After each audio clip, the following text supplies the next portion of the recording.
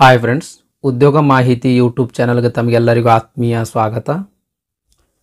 ಕನ್ನಡ ವರ್ಣಮಾಲೆ ಇವತ್ತಿನ ವಿಡಿಯೋದೊಳಗೆ ಈ ಕನ್ನಡ ವರ್ಣಮಾಲೆಯ ಬಗ್ಗೆ ಸಂಪೂರ್ಣವಾದಂಥ ವಿವರಣೆಯನ್ನು ಕೊಟ್ಟಿದ್ದೀನಿ. ಹಾಗಾಗಿ ವಿಡಿಯೋ ಸ್ಕಿಪ್ ಮಾಡಲಾರ್ದಂಗೆ ಕೊನೆ ತನಕ ನೋಡ್ರಿ. ಚಾಪ್ಟರ್ ಅಗದಿ ಸಿಂಪಲ್ ಐತಿ ಸ್ನೇಹಿತರೆ ಇದು, ಬಟ್ ಎಕ್ಸಾಮ್ ದೃಷ್ಟಿಯಿಂದಲೂ ಕೂಡ ಬಹಳ ಮಹತ್ವವಾಗಿರ್ತಕ್ಕಂಥ ಚಾಪ್ಟರ್ ಇದು.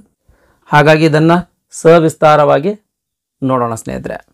ಕನ್ನಡ ಭಾಷೆಯೊಳಗೆ ಒಟ್ಟು 49 ಅಕ್ಷರಗಳು ಬರ್ತಾವೆ. ಕನ್ನಡದಲ್ಲಿ ಒಟ್ಟು 49 ಅಕ್ಷರಗಳು ಬರ್ತಾವೆ. ಈ ಅಕ್ಷರಗಳ ಗುಂಪಿಗೆ ನಾವು ವರ್ಣಮಾಲೆ ಅಥವಾ ಅಕ್ಷರಮಾಲೆ ಅಂತ ಕರಿತೀವಿ. ಇದಿಷ್ಟು ಡೈಗ್ರಾಮ್ ತಿಳ್ಕೊಂಡ್ರೆ ಸಾಕು ಸ್ನೇಹಿತರೆ, ಎಂಟೈರ್ ಕನ್ನಡ ವರ್ಣಮಾಲೆ ನಿಮಗೆ ಗೊತ್ತಾದಂಗೆ. ಕನ್ನಡ ವರ್ಣಮಾಲೆಯೊಳಗೆ 49 ಅಕ್ಷರಗಳದಾವ್ರಿ. ಈ 49 ಅಕ್ಷರಗಳನ್ನು ಮುಖ್ಯವಾಗಿ 3 ಭಾಗಗಳಾಗಿ ವಿಂಗಡಣೆಯನ್ನು ಮಾಡಿರ್ತಕ್ಕಂಥದ್ದು. ಈ 49 ಅಕ್ಷರಗಳನ್ನು 3 ಗುಂಪುಗಳಾಗಿ ವಿಂಗಡಿಸಿರ್ತಕ್ಕಂಥದ್ದು. 13 ಅಕ್ಷರಗಳನ್ನು ಸ್ವರಗಳಾಗಿ, 34 ಅಕ್ಷರಗಳನ್ನು ವ್ಯಂಜನಗಳಾಗಿ, 2 ಅಕ್ಷರಗಳನ್ನು ಯೋಗವಾಹಗಳಾಗಿ ವಿಂಗಡಿಸಿರ್ತಕ್ಕಂಥದ್ದು. ಒಟ್ಟಾರೆಯಾಗಿ ಎಷ್ಟೈತೆ? 49. 13 + 34 + 2 ಎಷ್ಟಾಯ್ತು ರೀ? 49 ಅಕ್ಷರಗಳು. ಈ ರೀತಿ 49 ಅಕ್ಷರಗಳನ್ನು 3 ಭಾಗಗಳಾಗಿ ವಿಂಗಡಿಸಿರ್ತಕ್ಕಂಥದ್ದು ಸ್ನೇಹಿತರೆ. ಇನ್ನು ಈ ಸ್ವರಗಳು, ವ್ಯಂಜನಗಳು, ಯೋಗವಾಹಗಳು ಅಂತ ಏನು ವಿಂಗಡಿಸಿದ್ದಾರಲ್ರಿ, ಇವುಗಳನ್ನು ಕೂಡ ವಿಂಗಡಿಸಿರ್ತಕ್ಕಂಥದ್ದು. ಈ 13 ಸ್ವರಗಳಂತ ಏನು ಕರಿತೀವಲ್ಲ, ಈ 13 ಅಕ್ಷರಗಳನ್ನು ಸಹ 3 ಭಾಗಗಳಾಗಿ ವಿಂಗಡಿಸಿರ್ತಕ್ಕಂಥದ್ದು. ಹ್ರಸ್ವ ಸ್ವರ, ದೀರ್ಘ ಸ್ವರ, ಪ್ಲುತ ಸ್ವರ ಅಂತ ಸ್ವರಗಳನ್ನು ಸಹ 3 ಭಾಗಗಳಾಗಿ ವಿಂಗಡಿಸಿರ್ತಕ್ಕಂಥದ್ದು. ಈ ಸ್ವರಗಳ 13 ಅಕ್ಷರಗಳು ಯಾವ ರೀತಿ ವಿಂಗಡಿಸಿದ್ದಾರೆ ಅಂತಂದ್ರೆ, ಹ್ರಸ್ವ ಸ್ವರ ಅಂತ 6 ಅಕ್ಷರಗಳು, ದೀರ್ಘ ಸ್ವರ ಅಂತ 7 ಅಕ್ಷರಗಳು, ಈ ರೀತಿ ವಿಂಗಡಿಸಿರ್ತಕ್ಕಂಥದ್ದು. ನೆಕ್ಸ್ಟ್ ಇನ್ನು ವ್ಯಂಜನಗಳ ಕಡೆ ಬರೋದಾದ್ರೆ, ಈ 34 ಅಕ್ಷರಗಳ ಏನು ವ್ಯಂಜನಗಳ ಅಂತ ಕರಿತೀವಲ್ಲ, ಇವುಗಳನ್ನು ಕೂಡ 2 ಭಾಗಗಳಾಗಿ ವಿಂಗಡಿಸಿರ್ತಕ್ಕಂಥದ್ದು. ಈ ವ್ಯಂಜನಗಳಲ್ಲಿಯೇ ವರ್ಗೀಯ ವ್ಯಂಜನ ಅಂತ 25 ಅಕ್ಷರಗಳು, ಆಮೇಲೆ ಅವರ್ಗೀಯ ವ್ಯಂಜನ ಅಂತ 9 ಅಕ್ಷರಗಳು, ಈ ರೀತಿ ವಿಂಗಡಿಸಿರ್ತಕ್ಕಂಥದ್ದು. ನೆಕ್ಸ್ಟ್ ಯೋಗವಾಹಗಳು. ಯೋಗವಾಹಗಳು 2 ಅಕ್ಷರಗಳವ. ಈ 2 ಅಕ್ಷರಗಳನ್ನು ಸಹ ವಿಂಗಡಿಸಿರ್ತಕ್ಕಂಥದ್ದು. ಒಂದನೇದು ಅನುಸ್ವಾರ. ಅನುಸ್ವಾರ ಅಂತ 1 ಅಕ್ಷರ, ವಿಸರ್ಗ ಅಂತ 1 ಅಕ್ಷರ, ಈ ರೀತಿ ವಿಂಗಡಿಸಿರ್ತಕ್ಕಂಥದ್ದು ಸ್ನೇಹಿತರೆ. ಹಾಗಾಗಿ ಈ ಡೈಗ್ರಾಮ್ ಅನ್ನು ಒಮ್ಮೆ ಕಂಪ್ಲೀಟ್ ಅನಲೈಸಿಸ್ ಮಾಡ್ಕೊಳ್ರಿ, ನೀಟಾಗಿ ನೋಡ್ರಿ. ವಿಡಿಯೋ ಪಾಸ್ ಮಾಡಿ ನೀಟಾಗಿ ನೋಡ್ರಿ ಸ್ನೇಹಿತರೆ. ನೋಡಿದ್ರಿ ಅಂತಂದ್ರೆ ಕಂಪ್ಲೀಟ್ ಆಗಿ ಕನ್ನಡ ವರ್ಣಮಾಲೆ ನಿಮಗೆ ಗೊತ್ತಾಗ್ತದೆ. ಈ ಸ್ವರಗಳು, ವ್ಯಂಜನಗಳು, ಯೋಗವಾಹಗಳು, ಇನ್ನು ಸಂಧ್ಯಾಕ್ಷರಗಳಂತ ಬರ್ತವೆ, ಗುಣಿತಾಕ್ಷರಗಳಂತ ಬರ್ತವೆ, ಒತ್ತಕ್ಷರಗಳು ಅಥವಾ ಸಂಯುಕ್ತಾಕ್ಷರಗಳಂತ ಬರ್ತವೆ. ಆಮೇಲೆ ನಮ್ದು ಬಾಯಿಯೊಳಗೆ ಎಲ್ಲೆಲ್ಲಿ ಅಕ್ಷರಗಳು ಹುಟ್ಟುತ್ತಾವ ಅಂತ ಬರ್ತದೆ. ಪ್ರತಿಯೊಂದನ್ನ ಡಿಟೇಲ್ ಆಗಿ ನೋಡೋಣ ಸ್ನೇಹಿತರೆ. ಆಗ್ಲೇ ಹೇಳ್ದಂಗೆ ಕನ್ನಡ ವರ್ಣಮಾಲೆಯನ್ನ ಒಟ್ಟು 3 ವಿಧಗಳಾಗಿ ವಿಂಗಡಿಸಿರ್ತಕ್ಕಂಥದ್ದು, 3 ಭಾಗಗಳಾಗಿ ವಿಂಗಡಿಸಿರ್ತಕ್ಕಂಥದ್ದು. ಅಂದ್ರೆ ಈ 49 ಅಕ್ಷರಗಳಿಗೆ ನಾವು ಕನ್ನಡ ವರ್ಣಮಾಲೆ ಅಂತ ಕರಿತೀವಿ. ಈ 49 ಅಕ್ಷರಗಳ ಕನ್ನಡ ವರ್ಣಮಾಲೆಯನ್ನ 3 ಭಾಗಗಳಾಗಿ ವಿಂಗಡಿಸಿರ್ತಕ್ಕಂಥದ್ದು. ಸ್ವರಗಳು, ವ್ಯಂಜನಗಳು, ಯೋಗವಾಹಗಳು, ಈ ರೀತಿ 3 ಭಾಗಗಳಾಗಿ ವಿಂಗಡಿಸಿರ್ತಕ್ಕಂಥದ್ದು. ಸ್ವರಗಳ ಬಗ್ಗೆ ನೋಡೋಣ. ಒಟ್ಟು ಸ್ವರಗಳಲ್ಲಿ 13 ಅಕ್ಷರಗಳು ಬರ್ತಾವೆ. ಸ್ವರಗಳು ಅಂದ್ರೆ ಏನು? ಸ್ವತಂತ್ರವಾಗಿ ಉಚ್ಚಾರ ಮಾಡಲಾಗುವ ಅಕ್ಷರಗಳನ್ನು ನಾವು ಸ್ವರಗಳು ಅಂತ ಕರಿತೀವಿ.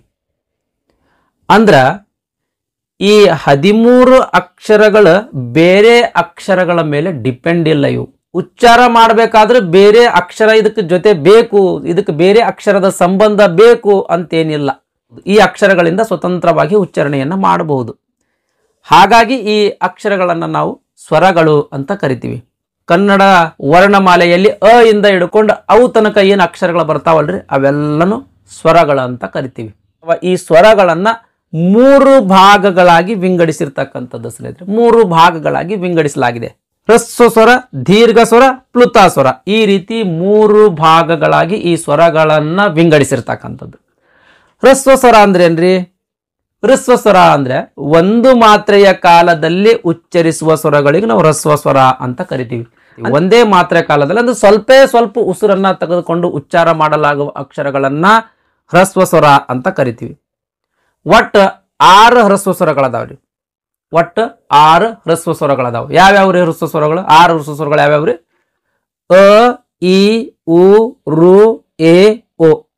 ಈ 6 ಏನು ಸ್ವರಗಳದಾವ್ರಿ ಇವಕ್ಕೆ ಹ್ರಸ್ವ ಸ್ವರ ಅಂತ ಕರಿತೀವಿ. ಹ್ರಸ್ವ ಸ್ವರಗಳಂತಂದ್ರೆ ಒಂದು ಮಾತ್ರೆಯ ಕಾಲದಲ್ಲಿ ಅಥವಾ ಸ್ವಲ್ಪ ಉಸಿರನ್ನ ಹಿಡಿದುಕೊಂಡು ಉಚ್ಚಾರ ಮಾಡಲಾಗುವ ಅಕ್ಷರಗಳನ್ನ ನಾವು ಹ್ರಸ್ವ ಸ್ವರ ಅಂತ ಕರಿತೀವಿ.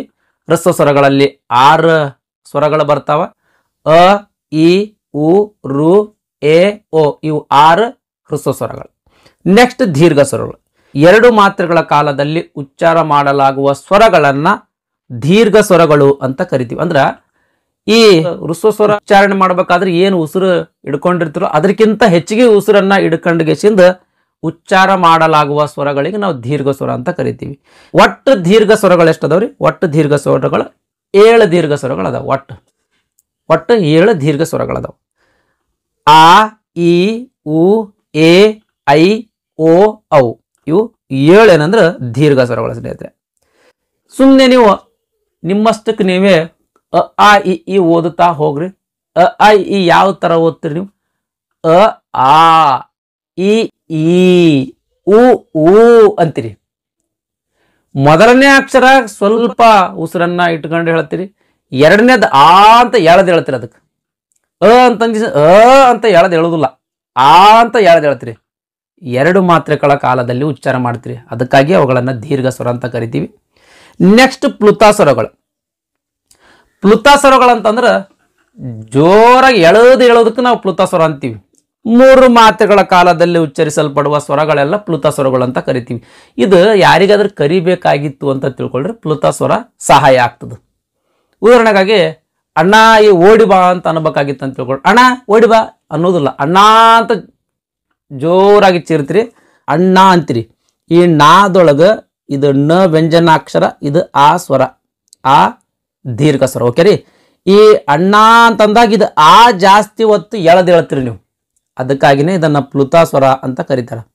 ಎಲ್ಲಾ ದೀರ್ಘ ಸ್ವರಗಳು ಪ್ಲುತಾಸ್ವರ ಇದ್ದಂಗೆ ಸ್ನೇಹಿತರೆ. ಇವು ಯಾರಿಗಾದ್ರೂ ಕರಿಬೇಕಾಗಿತ್ತು ಅಂದ್ರೆ ಪ್ಲುತಾಸ್ವರಗಳ ಸಹಾಯ ಆಗ್ತಾವ ಸ್ನೇಹಿತರೆ. ಇದಿಷ್ಟು ಸ್ವರಗಳ ಬಗ್ಗೆ ಮಾಹಿತಿ ಸ್ನೇಹಿತರೆ. ಒಂದು ಭಾಗ ಮುಗಿತು ಸ್ನೇಹಿತರೆ.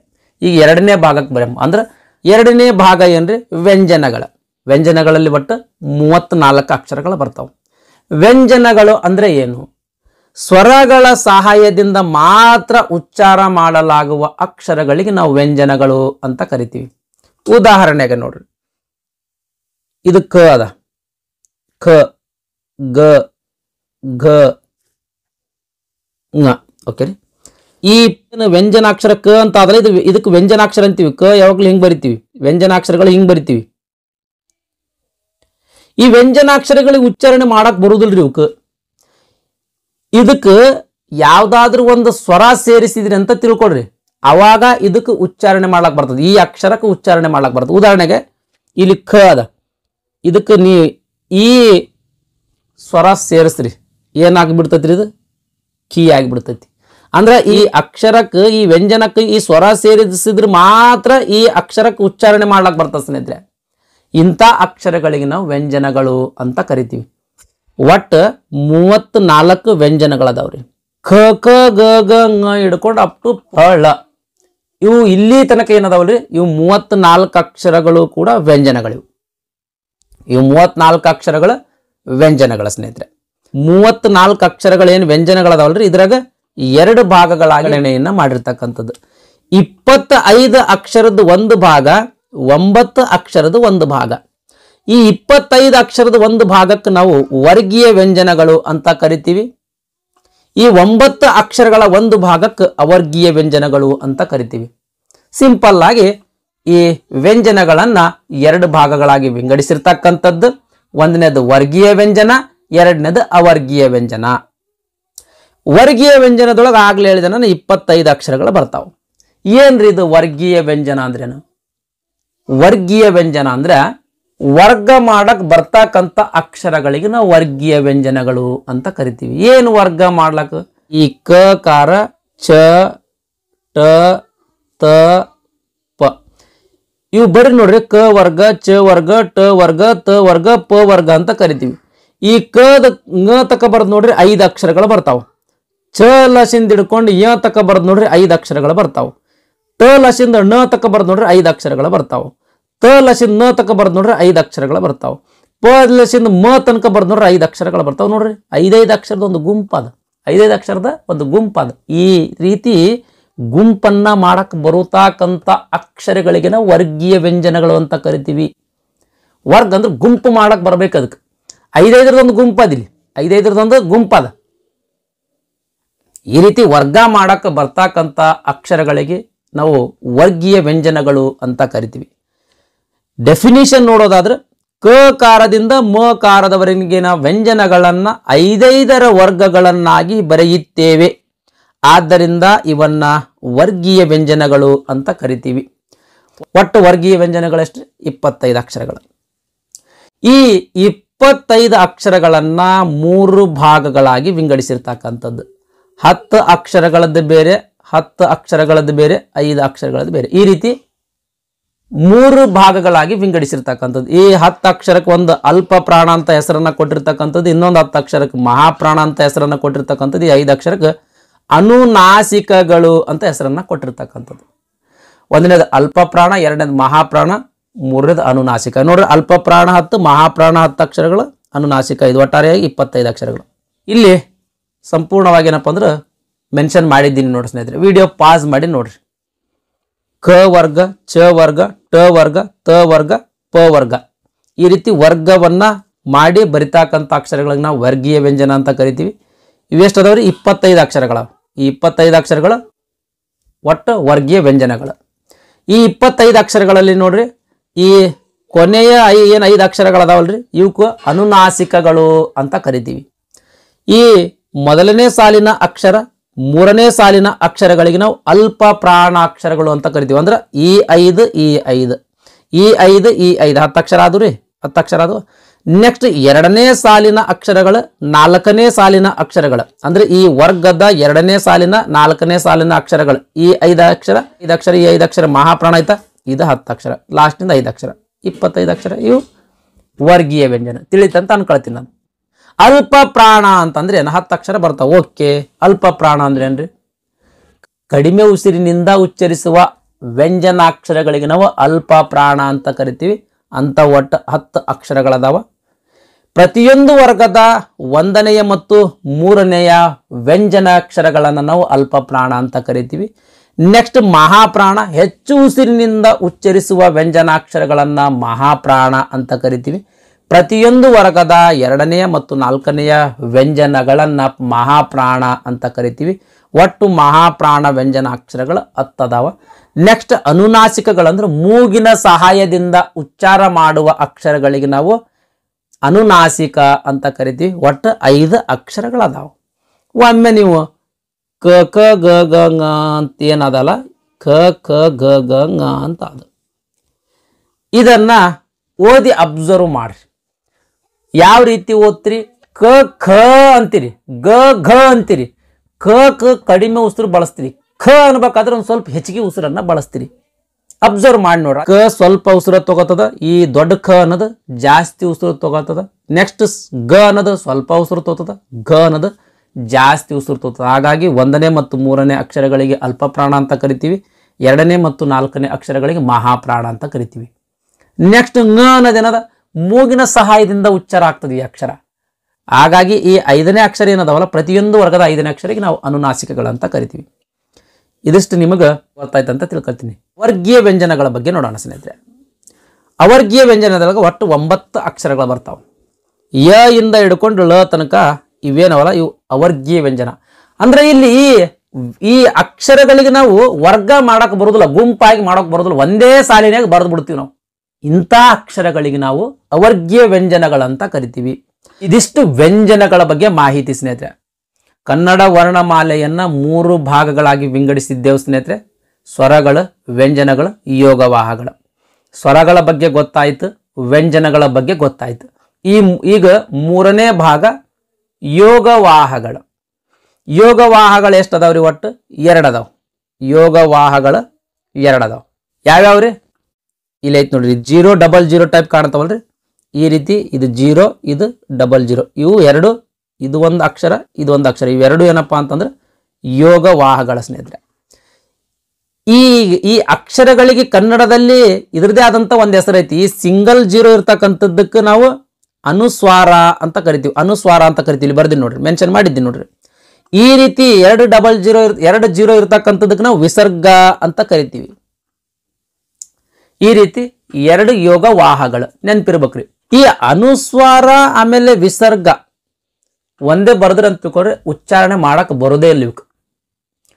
ಇದ್ರ ಹಿಂದೆ ಯಾವ್ದು ಇದಕ್ಕೊಂದು ಯಾವುದರ ಅಕ್ಷರ ಜೋಡಿಸ್ಬೇಕು ನೀವು ಅಂದಾಗ ಮಾತ್ರ ಈ ಅಕ್ಷರ ಉಚ್ಚಾರಣೆ ಮಾಡಕ್ ಬರ್ತದೆ, ಇಲ್ಲಾಂದ್ರೆ ಉಚ್ಚಾರಣೆ ಮಾಡಕ್ ಬರುದಿಲ್ಲ. ಅದಕ್ಕಾಗಿ ಈ ಅಕ್ಷರಗಳನ್ನು ನಾವು ಯೋಗವಾಹಗಳು ಅಂತ ಕರಿತೀವಿ.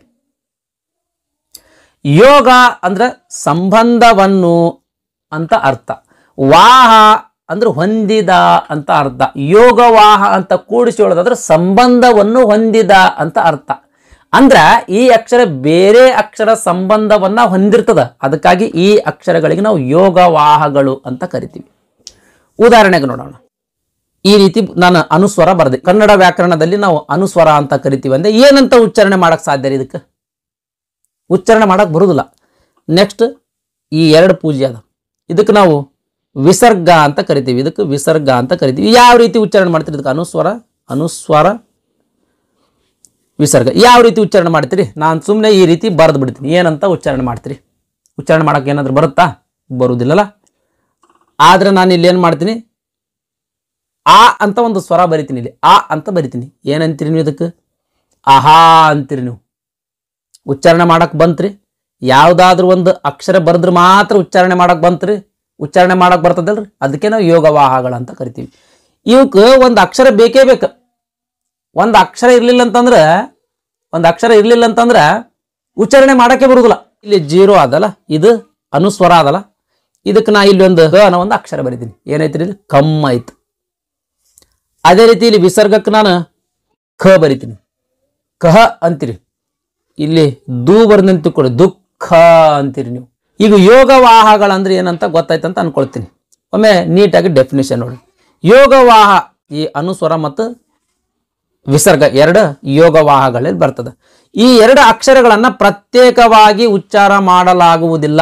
ಇನ್ನೊಂದು ಅಕ್ಷರದ ಸಂಬಂಧವನ್ನು ಇವು ಹೊಂದಿದಾಗಲೇ ಉಚ್ಚಾರ ಮಾಡಲು ಬರುತ್ತದೆ. ಹಾಗಾಗಿ ಇವುಗಳನ್ನ ಯೋಗವಾಹಗಳು ಅಂತ ಕರೀತಾರೆ. ಆಗ್ಲೇ ಹೇಳ್ದಂಗೆ ಯೋಗ ಅಂದ್ರೆ ಸಂಬಂಧವನ್ನು, ವಾಹ ಅಂದ್ರೆ ಹೊಂದಿದ ಅಂತ ಅರ್ಥ. ಆದ್ರಿಂದ ಒಂದು ಅಕ್ಷರದ ಸಂಬಂಧವನ್ನು ಹೊಂದಿದ ಮೇಲೆಯೇ ಉಚ್ಚಾರ ಮಾಡಲು ಬರುವ ಅಕ್ಷರಕ್ಕೆ ನಾವು ಯೋಗವಾಹಗಳು ಅಂತ ಕರಿತೀವಿ. ಯೋಗವಾಹಗಳಲ್ಲಿ ಎರಡು ಅಕ್ಷರಗಳು, ಒಂದನೇದು ಅನುಸ್ವರ, ಎರಡನೇದು ವಿಸರ್ಗ. ಇವೆರಡು ಕನ್ನಡ ವ್ಯಾಕರಣದಲ್ಲಿನ ಯೋಗವಾಹಗಳು. ಇದಿಷ್ಟು ಕನ್ನಡ ವರ್ಣಮಾಲೆಯಲ್ಲಿನ 49 ಅಕ್ಷರಗಳ ಬಗ್ಗೆ ಸಂಪೂರ್ಣವಾದಂಥ ಮಾಹಿತಿಯಾಗಿತ್ತು ಸ್ನೇಹಿತರೆ. ನೆಕ್ಸ್ಟ್ ಸಂಧ್ಯಾಕ್ಷರಗಳ ಬಗ್ಗೆ ನೋಡೋಣ ಸ್ನೇಹಿತರೆ. ಒಟ್ಟು ಸಂಧ್ಯಾಕ್ಷರಗಳು 4. ಎ, ಐ, ಓ, ಔ ಇವು 4 ಏನಂದ್ರೆ ಸಂಧ್ಯಾಕ್ಷರಗಳ ಸ್ನೇಹಿತರೆ. 2 ಸ್ವರಗಳು ಸೇರಿ ಒಂದು ಹೊಸ ಸ್ವರಾಕ್ಷರವಾಗುವುದಕ್ಕೆ ನಾವೇನಂತೀವಿ? ಸಂಧ್ಯಾಕ್ಷರ ಅಂತ ಕರಿತೀವಿ. ಅ ಅನ್ನೋ ಒಂದು ಸ್ವರ, ಇ ಅನ್ನೋ ಒಂದು ಸ್ವರ, 2 ಸ್ವರ ಸೇರಿ ಎ ಅನ್ನೋ ಒಂದು ಸ್ವರ ಆಗ್ತದೆ. ಅದಕ್ಕಾಗಿ ನಾವು ಇದಕ್ಕನ್ನ ಸಂಧ್ಯಾಕ್ಷರ ಅಂತ ಕರಿತೀವಿ. ಅದೇ ರೀತಿ ಅ ಪ್ಲಸ್ ಎ ಸೇರಿ ಐ, ಅ ಪ್ಲಸ್ ಉ ಸೇರಿ ಓ, ಅ ಪ್ಲಸ್ ಓ ಸೇರಿ ಔ. ಈ 4 ನಾವು ಕನ್ನಡ ವ್ಯಾಕರಣದಲ್ಲಿ ಸಂಧ್ಯಾಕ್ಷರ ಅಂತ ಕರಿತೀವಿ. ಗಮನಿಸಿ ನೋಡ್ರಿ, ಈ 4 ಕೂಡ ದೀರ್ಘ ಸ್ವರಗಳೇ ಅದಾವು. ಈ 4 ಕೂಡ ದೀರ್ಘ ಸ್ವರಗಳೇ ಅದಾವು. ಉದಾಹರಣೆಗಾಗಿ ನೋಡೋಣ ಸ್ನೇಹಿತರೆ. ಇಲ್ಲಿ ಒಂದು ನಿಜೇಷ್ಟ ಅಂತ ಶಬ್ದ ಅದು. ಇದನ್ನ ನೀವು ಅಬ್ಸರ್ವ್ ಮಾಡ್ರಿ. ಈ ನಿಜಷ್ಟವನ್ನ ಬಿಡಿಸಿ ಬರೆದಾಗ ನಿಜ ಪ್ಲಸ್ ಇಷ್ಟ ಅಂತ ಆಗ್ತದೆ. ಇಲ್ಲಿ ನೋಡ್ರಿ, ಜದಾಗ ಏನಾದ್ರಿ ಅ ಅನ್ನೋ ಒಂದು ಸ್ವರ ಅದ. ಇಲ್ಲಂತೂ ಈ ಕಾಣ್ತಾ ಇದೆ ನಿಮಗೆ. ಇಲ್ಲಿ ಈ ಶಬ್ದ ಬರ್ದಾಗ ನಿಜೀಷ್ಟ ಅಂತ ಆಗ್ಬೇಕಾಗಿತ್ತು. ಇಲ್ಲಿ ನಿಜೇಷ್ಟ ಅಂತ ಆಯ್ತು. ಇಲ್ಲಿ ನೋಡ್ರಿ ಸ್ನೇಹಿತರೆ, ಎ ಬರ್ತದ ಅಂತ ಹೇಳಿದೆ ನಾನು. ಇಲ್ಲಿ ನೋಡ್ರಿ ಜೆ ದೀರ್ಘ, ಈ ಜೆದೊಳಗೆ ಏನಾದ್ರಿ ಜ ಪ್ಲಸ್ ಎ ಅದ. ಓಕೆನಾ? ಇಲ್ಲಿ ಎ ಬಂತಲ್ರಿ. ಸಮಸ್ತೈಕ ಅಂತ ಅದ. ಅ ಪ್ಲಸ್ ಎ ಸೇರಿದ್ರೆ ಐ ಸ್ವರ ಹುಟ್ಕೊಳ್ತದ ಅಂತ ಹೇಳಿದೆ ನಾನು. ಇಲ್ಲಿ ನೋಡ್ರಿ, ಸಮಸ್ತೈಕಕ್ಕೆ ಬಿಡಿಸಿ ಬರೆದಾಗ ಸಮಸ್ತ ಅ ಅದ, ಇಲ್ಲಿ ಪ್ಲಸ್ ಎ ಅದ. ಇಲ್ಲೇನು ಬಂದೈತಿ? ಇಲ್ಲೇನಾಗೈತಿ ನೋಡ್ರಿ, ಸಮಸ್ತೈಕ ಆಗೈತಿ. ಸ ಪ್ಲಸ್ ಐ ಇಸ್ ಈಕ್ವಲ್ ಟು ಸ್ಥೈ ಸಮಸ್ಥೈಕ ಇಲ್ಲಿ ಐ ಆಗೈತಿ. ಅ ಮತ್ತು ಎ ಸ್ವರ ಸೇರಿ ಐ ಆಗೈತಿ ನೋಡಿ ಸ್ನೇಹಿತರೆ. ಇದೇ ರೀತಿ ಈ ಎರಡು ಪದಗಳು ಕೂಡ ಒಮ್ಮೆ ಅಬ್ಸರ್ವ್ ಮಾಡಿ ಸ್ನೇಹಿತರೆ. ಇದಿಷ್ಟು ಸಂಧ್ಯಾಕ್ಷರಗಳ ಬಗ್ಗೆ ಮಾಹಿತಿ. ನೆಕ್ಸ್ಟ್ ಗುಣಿತಾಕ್ಷರಗಳು. ಇಲ್ಲಿ ಉದಾಹರಣೆ ಕೊಟ್ಟಿನಿ ಸ್ನೇಹಿತರೆ, ಒಮ್ಮೆ ಅಬ್ಸರ್ವ್ ಮಾಡಿ ನೋಡ್ರಿ. ಕ ಅನ್ನೋ ಒಂದು ವ್ಯಂಜನ ಜೊತೆ ಸ್ವರ ಸೇರ್ಯದ, ಕ ಅಂತ ಆಗ್ಯದ. ಕ ಅನ್ನೋ ಒಂದು ವ್ಯಂಜನ ಜೊತೆ ಆ ಅನ್ನೋ ಒಂದು ಸ್ವರ ಸೇರಿ ಕ ಅಂತ ಆಗ್ಯದ. ಚ ಅನ್ನೋ ಒಂದು ವ್ಯಂಜನದ ಜೊತೆ ಇ ಅನ್ನೋ ಒಂದು ಸ್ವರ ಸೇರಿ ಚಿ ಅಂತ ಆಗ್ಯದ. ಅಂದ್ರೆ ಇದ್ರದ ಅರ್ಥ ನಿಮಗೇನು ಗೊತ್ತಾಯ್ತ್ರಿ? ವ್ಯಂಜನಗಳ ಜೊತೆ ಸ್ವರ ಸೇರಿಸಿ ಒಂದು ಹೊಸ ಅಕ್ಷರ ಹುಟ್ಕೊಳ್ತದ. ಆ ಹೊಸ ಅಕ್ಷರ ಏನು ಹುಟ್ಕೊಳ್ತದಲ್ಲ ಅದಕ್ಕೆ ನಾವು ಗುಣಿತಾಕ್ಷರಗಳು ಅಂತ ಕರಿತೀವಿ. ವ್ಯಂಜನಗಳ ಜೊತೆ ಒಂದು ಸ್ವರ ಸೇರಿ ಒಂದು ಹೊಸ ಅಕ್ಷರ ಹುಟ್ಕೊಳ್ತದ, ಆ ಹೊಸ ಅಕ್ಷರಕ್ಕೆ ನಾವು ಗುಣಿತಾಕ್ಷರ ಅಂತ ಕರಿತೀವಿ. ಈ ಉದಾಹರಣೆ ಒಳಗೆ ನಿಮಗೆ ಗೊತ್ತಾಗಿರ್ಬೇಕು. ಇಲ್ಲಿ ಎರಡನೇ ಉದಾಹರಣೆ ಬರ್ರಿ. ಟ ಅನ್ನೋ ಒಂದು ವ್ಯಂಜನದ ಜೊತೆ ಎ ಸ್ವರ ಸೇರಿ ಟೆ ಅಂತ ಒಂದು ಹೊಸ ಅಕ್ಷರ ಹುಟ್ಕೊಳ್ತು, ಇದಕ್ಕೆ ನಾವು ಗುಣಿತಾಕ್ಷರ ಅಂತ ಕರಿತೀವಿ. ಗುಣಿತಾಕ್ಷರಗಳಂದ್ರೆ ಏನ್ರಿ? ವ್ಯಂಜನದಲ್ಲಿ ಸ್ವರವನ್ನ ಸೇರಿಸಿ ಒಂದು ಹೊಸ ಆಕಾರದ ಅಕ್ಷರವನ್ನ ಮಾಡಿ ಬರೆಯುತ್ತೇವೆ, ಅವುಗಳಿಗೆ ನಾವು ಗುಣಿತಾಕ್ಷರಗಳು ಅಂತ ಕರಿತೀವಿ. ಕಾಗುಣಿತ ಅಂತನೂ ಕೂಡ ಕರಿತೀವಿ, ಬಳ್ಳಿ ಅಂತನೂ ಕೂಡ ಈ ಗುಣಿತಾಕ್ಷರಕ್ಕೆ ಕರಿತೀವಿ ಸ್ನೇಹಿತರೆ. ಗುಣಿತಾಕ್ಷರ ಅಂದ್ರೂ ಒಂದ, ಕಾಗುಣಿತ ಅಂದ್ರೂ ಒಂದ, ಬಳ್ಳಿ ಅಂದ್ರೂ ಒಂದ. ಕ ಕ ಕಿ ಕಿ ಬರದ್ ನೋಡ್ರಿ ನೀವು. ಕ ಕ ಕಿ ಕಿ ಕು ಯಾವ ರೀತಿ ಬರೀತೀರಿ ಇದು? ಈ ಪ್ರತಿಯೊಂದು ಅಕ್ಷರದಲ್ಲಿ ಒಂದು ವ್ಯಂಜನ ಅದ, ಒಂದು ಸ್ವರ ಅದ, ಹೌದಾ? ಯಾವ ರೀತಿ? ಈ ಕ ಅಂತ ಅದ, ಕದೊಳಗ ಕ ಅಂತ ಅನ್ನೋ ವ್ಯಂಜನ ಜೊತೆ ಅ ಅನ್ನೋ ಒಂದು ಸ್ವರ ಸೇರಿದೆ, ಹೌದಾ? ಈ ಕ ಅಂತೇನು ಗುಣಿತಾಕ್ಷರ ಅದ, ಇದರೊಳಗ ಒಂದು ವ್ಯಂಜನ ಒಂದು ಸ್ವರ ಸೇರಿ ಈ ಒಂದು ಅಕ್ಷರ ಆಗ್ಯದ. ನೆಕ್ಸ್ಟ್ ಕಾ ಅಂತ ಅದ, ಕಾಕ್ ಕ ಅನ್ನೋ ಒಂದು ವ್ಯಂಜನ ಜೊತೆ ಆ ಸೇರ್ಯದ, ಇಲ್ಲಿ ಆ ಅನ್ನೋ ಒಂದು ಸ್ವರ ಸೇರ್ಯದ, ಕಾ ಅಂತ ಆಗ್ಯದ, ಹೌದಾ? ನೆಕ್ಸ್ಟ್ ಕೀಗೆ ಬರೀ. ಕೀದಾಗ ನೋಡ್ರಿ ಕ ಅನ್ನೋ ಒಂದು ವ್ಯಂಜನ ಜೊತೆ ಈ ಸೇರ್ಯದ, ಇಲ್ಲಿ ಕೀ ಐತ. ಅಂದ್ರ ಏನು ಬರೀತಿಲ್ಲ ಕಾಗುಣಿತಗಳ ಇವೆಲ್ಲದರಲ್ಲಿಯೂ ಕೂಡ ಒಂದು ವ್ಯಂಜನ ಜೊತೆ ಒಂದು ಸ್ವರವನ್ನ ಸೇರ್ಯದ ಸ್ನೇಹಿತರೆ. ಹಾಗಾಗಿ ಅವುಗಳಿಗೆ ಏನಂತೀವಿ ನಾವು? ಗುಣಿತಾಕ್ಷರಗಳಂತ ಕರಿತೀವಿ. ಒಮ್ಮೆ ಡೆಫಿನಿಷನ್ ನೋಡ್ತಾ ಹೋಗೋಣ ಸ್ನೇಹಿತರೆ. ವ್ಯಂಜನದಲ್ಲಿ ಸ್ವರವನ್ನ ಸೇರಿಸಿ ಒಂದು ಹೊಸ ಆಕಾರದಲ್ಲಿ ಅಕ್ಷರವನ್ನ ಮಾಡಿ ಬರಿತೀವಿ, ಅವುಗಳಿಗೆ ನಾವು ಗುಣಿತಾಕ್ಷರ ಅಂತ ಕರಿತೀವಿ. ರೂಢಿಯಲ್ಲಿ ಕಾಗುಣಿತ ಅನ್ನುವುದು ಉಂಟು. ಕಾಗುಣಿತ ಅಂದ್ರೆ ಕ ಪ್ಲಸ್ ಅ ಕ, ಕ ಪ್ಲಸ್ ಆ ಕಾ, ಕ ಪ್ಲಸ್ ಈ ಕಿ, ಹೀಗೆ ಕ ಕಾರದಲ್ಲಿ 14 ಸ್ವರಗಳನ್ನ ಸೇರಿದ ಮೇಲೆ ಆಗುವ ಕ ಕಾ ಕಿ ಕಿ ಏನದಾವಲ್ರಿ, ಇವುಗಳಿಗೆ 14 ಗುಣಿತಾಕ್ಷರಗಳೇ ಕಾಗುಣಿತಗಳು. ಇವಕ್ಕೆ ಬಳ್ಳಿ ಅಂತಲೂ ಕೂಡ ಕರಿತೀವಿ. ಇದರಂತೆ ಎಲ್ಲಾ ಸ್ವರಗಳನ್ನ ಅಂದ್ರೆ 14 ಸ್ವರಗಳನ್ನ ಎಲ್ಲಾ ವ್ಯಂಜನಗಳಲ್ಲಿಯೂ ಸೇರಿ ಹೊಸ ಆಕಾರದ ಅಕ್ಷರಗಳನ್ನ ಮಾಡಿಕೊಳ್ತೀವಿ. ಇವೇ ಗುಣಿತಾಕ್ಷರಗಳು ಅಂತ ಕರೆಸಿಕೊಳ್ತಾವೆ. ವ್ಯಂಜನಗಳ ಬರಿ ಸ್ವಲ್ಪ, ಎಲ್ಲಾ ವ್ಯಂಜನಗಳಿಗೆ ಎಲ್ಲಾ ಸ್ವರಗಳು ಅಂತ ಹೇಳಿದೆ ನಾನು. ವ್ಯಂಜನಗಳ ಬರಿ. ಓಕೆ, ಇಲ್ಲಿ ವ್ಯಂಜನಗಳದಾವು. ಕ ಲಸಿಂದ ಕ ಕ ಇಂದ 14 ಅಕ್ಷರ ಮಾಡ್ತೀವಿ. ಅಂದ್ರೆ ಎಲ್ಲ 14 ಸ್ವರಗಳ ಸೇರಿಸಿ ಮಾಡ್ತೀವಿ. ಯಾವ ರೀತಿ? ಕ ಜೊತೆ ಫಸ್ಟ್ ಅ, ಇದಕ್ಕೆ ಆ, ಇ, ಈ, ಉ, ಇಲ್ಲೇನಾಕೈತ್ರಿ? ಕ ಕಾ ಕಿ ಕಿ ಕು 14 ಸ್ವರ ಸೇರಿಸಿ ಬರೀರಿ ನೀವು. ಕಮ್ ಕಹ ತಕ ಬರ್ತದ ಲಾಸ್ಟಿಗೆ. ಅಂ ಕಮ್, ಆಹಾ ಕಹ, ಈ ರೀತಿ ಬರ್ತತಿಲ್ರಿ. ಅದೇ ರೀತಿ ನೀವು ಚಕನು ಮಾಡ್ಬೋದು, ಟಕ್ನು ಮಾಡ್ಬೋದು, ತ ವ್ಯಂಜನಾಕ್ಷರಕ್ಕೂ 14 ಸ್ವರ ಸೇರಿಸಿ ಈ ರೀತಿ ಮಾಡ್ಬೋದು, ಪಕ್ನು ಮಾಡ್ಬೋದು. ಪ್ರತಿಯೊಂದು ಈ 34 ಏನು ವ್ಯಂಜನಾಕ್ಷರಗಳು ಕಾಣ್ತಾವ, ಈ 34 ವ್ಯಂಜನಾಕ್ಷರಗಳಿಗೂ ಕೂಡ ನೀವು 14 ಸ್ವರಗಳನ್ನ ಸೇರಿಸಿ ಬರಿಬಹುದು ಸ್ನೇಹಿತರೆ. ಇವೆಲ್ಲ ಏನು ಬರಿತೀವಲ್ಲ ಅದಕ್ಕೆ ನಾವು ಗುಣಿತಾಕ್ಷರಗಳಂತ ಕರಿತೀವಿ. ಈಗ ನಿಮಗೆ ಗುಣಿತಾಕ್ಷರಗಳಂದ್ರೆ ಏನು ಅಂತ ಗೊತ್ತಾಯ್ತು ಅಂತ ಅನ್ಕೊಳ್ತೀನಿ ನಾನು. ನೆಕ್ಸ್ಟ್ ಸಂಯುಕ್ತಾಕ್ಷರಗಳು. ಸಂಯುಕ್ತಾಕ್ಷರಗಳಂದ್ರೆ ಒತ್ತಾಕ್ಷರಗಳೇನು ಬರಿತೀವಲ್ಲ ನಾವು, ಒತ್ತಾಕ್ಷರಗಳಿಗೆ ನಾವು ಸಂಯುಕ್ತಾಕ್ಷರ ಅಂತ ಕರಿತೀವಿ. ಈ ಸಂಯುಕ್ತಾಕ್ಷರದಲ್ಲಿ 2 ವಿಧಗಳ ಸ್ನೇಹಿತರೆ.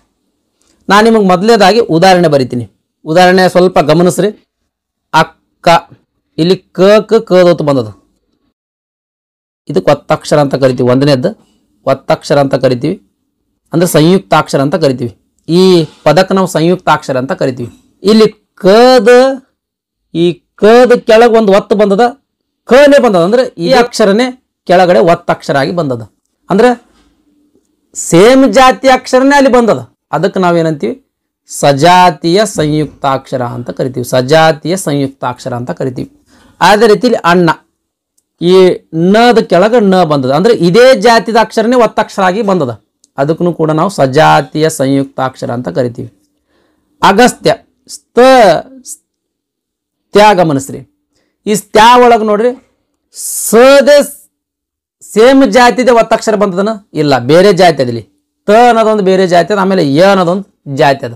ಬೇರೆ ಜಾತಿಯ ಅಕ್ಷರಗಳು ಇಲ್ಲಿ ಒತ್ತಕ್ಷರಗಳಾಗಿ ಬಂದಾವ. ಇದಕ್ಕೆ ನಾವು ವಿಜಾತಿಯ ಸಂಯುಕ್ತಾಕ್ಷರಗಳು ಅಂತ ಕರಿತೀವಿ. ಸಿಂಪಲ್ ಸ್ನೇಹಿತರ, ಸಂಯುಕ್ತಾಕ್ಷರಗಳಲ್ಲಿ ಎರಡು ವಿಧಗಳು. ಒಂದನೇದು ಸಜಾತಿಯ ಸಂಯುಕ್ತಾಕ್ಷರ, ಎರಡನೇದು ವಿಜಾತಿಯ ಸಂಯುಕ್ತಾಕ್ಷರ. ಸಜಾತಿಯ ಸಂಯುಕ್ತಾಕ್ಷರ ಅಂದ್ರೆ ಅದೇ ಸೇಮ್ ಅಕ್ಷರನೇ ಒತ್ತಕ್ಷರ ಆಗಿ ಬಂತಂದ್ರೆ ಅದಕ್ಕೆ ಸಜಾತಿಯ ಸಂಯುಕ್ತಾಕ್ಷರ. ಯಾವುದೇ ಒಂದು ಅಕ್ಷರಕ್ಕೆ ಬೇರೆ ಅಕ್ಷರದ ಒತ್ತಕ್ಷರ ಬಂತು ಅಂದ್ರೆ ಅದಕ್ಕೆ ವಿಜಾತಿಯ ಸಂಯುಕ್ತಾಕ್ಷರ. ಇಲ್ಲಿ ಉದಾಹರಣೆಯನ್ನ ಗಮನಿಸಬಹುದು. ಅಕ್ಕ, ಅಣ್ಣ ಅನ್ನೋದು ಇದು ಸಜಾತಿಯ ಸಂಯುಕ್ತಾಕ್ಷರ. ಅಗಸ್ತ್ಯ, ಸ್ವಾತಂತ್ರ್ಯ, ಆಮೇಲೆ ಮಂಗ್ಯ ಇವೆಲ್ಲ ವಿಜಾತಿಯ ಸಂಯುಕ್ತಾಕ್ಷರ. ಇದಿಷ್ಟು ಏನಪ್ಪಾ ಅಂದ್ರೆ ಸಂಯುಕ್ತಾಕ್ಷರ ಬಗ್ಗೆ ಮಾಹಿತಿ ಸ್ನೇಹಿತರೆ. ನೆಕ್ಸ್ಟ್ ಯಾವ ಯಾವ ಅಕ್ಷರಗಳು ಎಲ್ಲೆಲ್ಲಿ ಹುಟ್ಟುತ್ತಾವ ಅಂತ ಅನ್ನೋದ್ರ ಬಗ್ಗೆ ನೋಡೋಣ ಸ್ನೇಹಿತರೆ. ಅ, ಆ, ಖ, ಖ, ಘ, ಘ, ङ, ಹ ಮತ್ತು ಅಹ ಇವು ನೋಡ್ರಿ. ಈ ಅಕ್ಷರಗಳು ಉಚ್ಚಾರಣೆ ಮಾಡುವಾಗ ಒಂದು ಸ್ವಲ್ಪ ಅಬ್ಸರ್ವ್ ಮಾಡಿ, ಇವು ಎಲ್ಲಿ ಹುಟ್ಟುತ್ತಾವ. ಇವು ನೋಡ್ರಿ ಸ್ನೇಹಿತರೆ, ನಮ್ದು ಗಂಟ್ಲಲ್ಲಿ ಹುಟ್ಟುತ್ತಾವ ಈ ಅಕ್ಷರಗಳು. ಈ ಗಂಟ್ಲಿಗೆ ನಾವು ಕಂಠ ಅಂತಾನೂ ಕೂಡ ಕರಿತೀವಿ. ಹಾಗಾಗಿ ಈ ಅಕ್ಷರಗಳನ್ನ ಕಂಠ ವರ್ಣಗಳು ಅಂತ ಕರಿತೀವಿ. ಕಂಠದಲ್ಲಿ ಹುಟ್ಟುತ್ತವಾದ್ದರಿಂದ ಇವುಗಳನ್ನ ಕಂಠ ವರ್ಣಗಳು ಅಂತ ಕರಿತೀವಿ. ಈ ಅಕ್ಷರಗಳ ನೆನಪಿಡ್ಬೇಕ್ರಿ, ಈ ಅಕ್ಷರಗಳ ನೆನಪಿಡ್ಬೇಕು. ನೆಕ್ಸ್ಟ್ ಈ ಛ ಛ ಜ ಜ ಯ ಯ ಶ ಇವು ಎಲ್ಲಿ ಹುಟ್ಟುತ್ತಾವ. ಮೇಲಿನ ಎರಡು ದವಡೆಗೆ ನಮ್ಮದ ನಾಲಿಗೆ ಹತ್ತದ, ಹತ್ತಿ ಈ ಅಕ್ಷರ ಹುಟ್ಟುತ್ತದೆ. ಅಂದ್ರೆ ದವಡೆ ಅಂದ್ರೆ ತಾಲು ಅಂತ ಕರಿತೀವಿ ಕನ್ನಡದಲ್ಲಿ. ಅದಕ್ಕಾಗಿ ಈ ಅಕ್ಷರಗಳನ್ನ ತಾಲ್ವಕ್ಷರ ಅಂತ ಕರಿತೀವಿ. ನೆಕ್ಸ್ಟ್ ರು, ಟ, ಠ, ಡ, ಢ, ಣ, ರ, ಶ ನಾಲಿಗೆ ನೋಡ್ರಿ, ನಮ್ದು ಮೇಲಿನ ಹಲ್ಲಿನ ಸ್ವಲ್ಪ ಕೆಳಗಡೆ ಮೂರ್ಧನ್ಯ ಅಂತ ಏನು ಬರ್ತದಲ್ಲ, ಆ ನಾಲಿಗೆಯ ಮೇಲ್ಭಾಗದ ಜಾಗಕ್ಕೆ ನಾಲಿಗೆ ಬಡದಗೆಸಿಂದ ಈ ಅಕ್ಷರವನ್ನ ಉಚ್ಚಾರಣೆ ಮಾಡಿಸ್ತದ. ಆ ನಾಲಿಗೆ ಮೇಲೆ ಬಡಿತದಲ್ಲ, ಆ ಮೇಲಿನ ಭಾಗಕ್ಕೆ ಮೂರ್ಧನ್ಯ ಅಂತ ಕರಿತೀವಿ, ಮೂರ್ಧ ಅಂತ ಕರಿತೀವಿ. ಹಾಗಾಗಿ ಈ ಅಕ್ಷರಗಳನ್ನ ಮೂರ್ಧನ್ಯಗಳು ಅಂತ ಕರಿತೀವಿ. ರು, ಟ, ಠ, ಡ, ಢ, ಣ, ರ, ಶ ಅಬ್ಸರ್ವ್ ಮಾಡಿ ನೋಡ್ರಿ ಸ್ನೇಹಿತರೆ. ನಾಲಿಗೆಯ ಮೇಲ್ಭಾಗದ ಮೂರ್ಧವ್ಯವೆಂಬುದರ ಮೂಲಕ ಈ ಅಕ್ಷರಗಳು ಹುಟ್ಟುತ್ತವ. ಆದ್ದರಿಂದ ಇವುಗಳನ್ನ ಮೂರ್ಧನ್ಯಾಕ್ಷರಗಳು ಅಂತ ಕರಿತೀವಿ. ನೆಕ್ಸ್ಟ್ ಥ, ಥ, ದ, ದ, ನ, ಲ, ಸ ಇವು ನಮ್ಮ ಬಾಯಿಯೊಳಗ ಮೇಲಿನ ಹಲ್ಲುಗಳಿಗೆ ನಾಲಿಗೆ ತಾಕಿಗೆಸಿಂದ ಹುಟ್ಟುತ್ತಾವ ಸ್ನೇಹಿತರೆ. ಅಂದ್ರೆ ಹಲ್ಲಿನ ಸಹಾಯದಿಂದ ಈ ಅಕ್ಷರಗಳು ಹುಟ್ಟುತ್ತಾವು. ಹಲ್ಲಿಗೆ ನಾವು ಕನ್ನಡದಲ್ಲಿ ದಂತ ಅಂತಲೂ ಕೂಡ ಕರಿತೀವಿ. ಹಾಗಾಗಿ ಈ ತ, ತ, ದ, ದ ನ ಆಮೇಲೆ ಲ ಮತ್ತು ಸ ಗಳಿಗೆ ದಂತ್ಯಾಕ್ಷರಗಳು ಅಂತ ಕರಿತೀವಿ. ದಂತ ಅಂದ್ರೆ ಹಲ್ಲು ಅಂತ ಅರ್ಥ ಸ್ನೇಹಿತರೆ. ನೆಕ್ಸ್ಟ್ ಉ, ಉ, ಪ, ಫ, ಬ, ಬ, ಮ ಇವು ಎರಡೂ ತುಟಿಯ ಸಹಾಯದಿಂದ ಈ ಅಕ್ಷರಗಳು ಹುಟ್ಟುತ್ತಾವ ಸ್ನೇಹಿತರೆ. ಹಾಗಾಗಿ ಇವುಗಳನ್ನ ಓಷ್ಟ್ಯಾಕ್ಷರಗಳು, ಓಷ್ಟ್ಯ ವರ್ಣಗಳು ಅಂತ ಕರಿತೀವಿ. ಓಷ್ಟ್ಯ ಅಂದ್ರೆ ಕನ್ನಡದಲ್ಲಿ ತುಟಿ ಅಂತ ಅರ್ಥ. ಈ ತುಟಿಯ ಸಹಾಯದಿಂದ ಅಥವಾ ಓಷ್ಠದ ಸಹಾಯದಿಂದ ಹುಟ್ಟುತ್ತವಾದ್ದರಿಂದ ಈ ಅಕ್ಷರಗಳನ್ನ, ಈ ವರ್ಣಗಳನ್ನ ಓಷ್ಟ್ಯ ವರ್ಣಗಳು ಅಥವಾ ಓಷ್ಟ್ಯ ಅಕ್ಷರಗಳು ಅಂತ ಕರಿತೀವಿ. ನೆಕ್ಸ್ಟ್ ङ, ಯ, ಣ, ನ, ಮ ङ, ಯ, ಣ, ನ, ಮ ಇವು ನೋಡ್ರಿ ಸ್ನೇಹಿತರೆ, ಮೂಗಿನ ಸಹಾಯದಿಂದ ಉಚ್ಚಾರಣೆ ಮಾಡಲಾಗ್ತದೆ. ಈ ಅಕ್ಷರಗಳನ್ನ ಮೂಗಿನ ಸಹಾಯದಿಂದ ಉಚ್ಚಾರಣೆ ಮಾಡಲಾಗ್ತದೆ. ಅಂದ್ರೆ ಮೂಗಿಗೆ ನಾವು ಕನ್ನಡದೊಳಗೆ ನಾಸಿಕ ಅಂತ ಕರಿತೀವಿ. ಅದಕ್ಕಾಗಿ ಈ ಅಕ್ಷರಗಳನ್ನ ನಾಸಿಕಾಕ್ಷರಗಳು ಅಥವಾ ಅನುನಾಸಿಕಗಳು ಅಂತ ಕರಿತೀವಿ. ನೆಕ್ಸ್ಟ್ ಎ ಐ ಈ ಅಕ್ಷರಗಳ ಕಂಠ ಮತ್ತು ತಾಲು ಎರಡು ಸಹಾಯನೂ ಬೇಕು. ದವಡೆ ಸಹಾಯನೂ ಬೇಕು, ಗಂಟ್ಲದ ಸಹಾಯನೂ ಬೇಕು. ಈ ಎರಡರ ಸಹಾಯದಿಂದ ಈ ಅಕ್ಷರಗಳು ಹುಟ್ಟುತ್ತಾವ. ಒಮ್ಮೆ ಅಬ್ಸರ್ವ್ ಮಾಡ್ರಿ, ನಮ್ದು ನಾಲಿಗೆ ಎರಡೂ ದವಡಿ ಹಲ್ಲಿಗೆ ಹತ್ತಿರ್ತದ, ಆಮೇಲೆ ಗಂಟ್ಲಿಂದ ಧ್ವನಿ ಬರ್ತಿರ್ತದ. ಹಾಗಾಗಿ ಈ ಅಕ್ಷರಗಳನ್ನ ಕಂಠ ತಾಲು ಅಂತ ಕರಿತೀವಿ. ಕಂಠ ಅಂದ್ರೆ ಗಂಟಲು, ತಾಲು ಅಂದ್ರೆ ದವಡೆ. ಹಾಗಾಗಿ ಕಂಠ ತಾಲು ಅಂತ ಈ ಅಕ್ಷರಗಳನ್ನ ಕರಿತೀವಿ. ನೆಕ್ಸ್ಟ್ ಓ ಓ ಔ ಗಂಟ್ಲು ಮತ್ತು ತುಟಿ ಎರಡೂ ಸಹಾಯದಿಂದ ಈ ಅಕ್ಷರಗಳು ಹುಟ್ಟುತ್ತಾವೆ. ಹಾಗಾಗಿ ಈ ಅಕ್ಷರಗಳನ್ನ ಕಂಠೋಷ್ಟ್ಯ ಅಂತ ಕರಿತೀವಿ. ಕಂಠ ಅಂದ್ರೆ ಗಂಟ್ಲು, ಓಷ್ಟ್ಯ ಅಂದ್ರೆ ತುಟಿ ಅಂತ ಅರ್ಥ. ಈ ಗಂಟ್ಲು ಮತ್ತು ತುಟಿಯ ಸಹಾಯದಿಂದ ಈ ಅಕ್ಷರಗಳನ್ನ ಉಚ್ಚಾರಣೆ ಮಾಡುವುದಕ್ಕಾಗಿ ಈ ಅಕ್ಷರಗಳನ್ನ ಕಂಠೋಷ್ಟ್ಯ ಅಂತ ಕರಿತೀವಿ. ನೆಕ್ಸ್ಟ್ ಓ ಎಂಬ ಅಕ್ಷರ ದಂತ ಮತ್ತು ಹಲ್ಲು ಮತ್ತು ತುಟಿ ಅದರ ಸಹಾಯದಿಂದ ಈ ಅಕ್ಷರವನ್ನ ಉಚ್ಚಾರಣೆ ಮಾಡ್ತೀವಿ ಸ್ನೇಹಿತರ. ಹಾಗಾಗಿ ಈ ಅನ್ನೋ ಅಕ್ಷರವನ್ನ ದಂತೋಷ್ಟ್ಯ ಅಂತ ಕರಿತೀವಿ. ನೆಕ್ಸ್ಟ್ ಅಮ್ಮ ಅಂತ ಅನ್ನೋದು ಆಗ್ಲೇ ಹೇಳಿದೆ ಸ್ನೇಹಿತರೆ, ಇದು ಅನುಸ್ವರ. ಈ ಅನುಸ್ವರ ಏನಂದ್ರೆ ಕಂಠ ಮತ್ತು ಮೂಗಿನ ಸಹಾಯದಿಂದ, ಅಂದ್ರೆ ಗಂಟ್ಲ ಮತ್ತು ಮೂಗಿನ ಸಹಾಯದಿಂದ ಹುಟ್ಟುತ್ತದೆ. ಅದಕ್ಕಾಗಿ ಇದನ್ನ ಕಂಠನಾಸಿಕ ಅಂತ ಕರಿತೀವಿ. ಇದಿಷ್ಟು ಯಾವ ಯಾವ ಅಕ್ಷರಗಳು ಎಲ್ಲೆಲ್ಲಿ ಹುಟ್ಟುತ್ತಾವ, ಆಮೇಲೆ ಆ ಅಕ್ಷರಗಳನ್ನ ಏನಂತ ಕರಿತಾರ ಅಂತ ಅನ್ನೋದ್ರ ಬಗ್ಗೆ ಮಾಹಿತಿ ಆಯ್ತು. ಇಲ್ಲಿ ತನಕ ಏನು ಎಕ್ಸ್ಪ್ಲೇನ್ ಮಾಡಿನಲ್ಲ ಸ್ನೇಹಿತರೆ, ಇದಿಷ್ಟೇನಂದ್ರೆ ಕನ್ನಡ ವರ್ಣಮಾಲೆಯ ಬಗ್ಗೆ ಸಂಪೂರ್ಣವಾದಂಥ ಮಾಹಿತಿ ಆಯ್ತು. ಐ ಥಿಂಕ್ ನಾನು ನಿಮಗೆ ಈ ಕನ್ನಡ ವರ್ಣಮಾಲೆಯ ಬಗ್ಗೆ ತಿಳಿಸ್ಲಕ್ಕ ಒಂದು ಪ್ರಯತ್ನವನ್ನ ಮಾಡಿದ್ದೀನಿ ಸ್ನೇಹಿತರೆ. ಕನ್ನಡ ವರ್ಣಮಾಲೆಯ ಬಗ್ಗೆ ನಿಮಗೆ ತಿಳಿದದ ಅಂತ ನಾನು ಅನ್ಕೊಳ್ತೀನಿ. ನೆಕ್ಸ್ಟ್ ಈ ಕನ್ನಡ ವರ್ಣಮಾಲೆಯ ಒಂದೇನು ಚಾಪ್ಟರ್ ಅದಲ್ಲ, ಸಣ್ಣ ಚಾಪ್ಟರ್, ಈ ಚಾಪ್ಟರ್ ಮೇಲೆ ಹಿಂದಿನ ಎಕ್ಸಾಮ್ಗಳಲ್ಲಿ ಏನೇನು ಪ್ರಶ್ನೆಯನ್ನ ಕೇಳಿದ್ರು ಅಂತ ನೆಕ್ಸ್ಟ್ ವಿಡಿಯೋದೊಳಗೆ ನೋಡೋಣ ಸ್ನೇಹಿತರೆ. ಈ ವಿಡಿಯೋ ನಿಮಗೆ ಇಷ್ಟ ಆಗಿತ್ತು ಅಂದ್ರೆ ದಯಮಾಡಿ ಲೈಕ್ ಬಟನ್ ಮೇಲೆ ಪ್ರೆಸ್ ಮಾಡ್ರಿ. ಅದೇ ರೀತಿ ನಿಮ್ಮ ಫ್ರೆಂಡ್ಸರಿಗೂ ಕೂಡ ಶೇರ್ ಮಾಡ್ರಿ ಅಂತ ವಿನಂತಿಸಿಕೊಳ್ತಾ ಇವತ್ತಿನ ವಿಡಿಯೋವನ್ನ ಮುಗಿಸ್ತಾ ಇದ್ದೀನಿ. ಧನ್ಯವಾದಗಳು.